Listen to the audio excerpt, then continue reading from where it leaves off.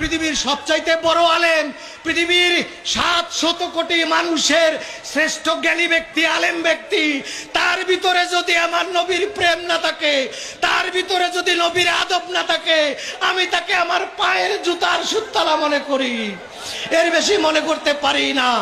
রাস্তার মুচি, রাস্তার চামার, রাস্তার একটা সুইপার যদি তার কলিজায় নবীর প্রেম থাকে, নবীর আদব থাকে, আমি আমার মাথার তাজ তাকে আমি মনে করি।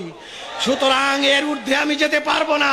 সৌদি আরবের দরকার নাই, মক্কার দরকার নাই, মদিনার দরকার নাই, মদিনাওয়ালা মক্কাওয়ালার দরকার আমার।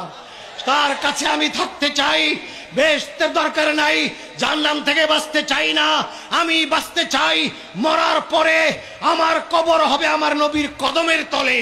এটাই আমি প্রত্যেক ইমানদারের কামনা হওয়া উচিত।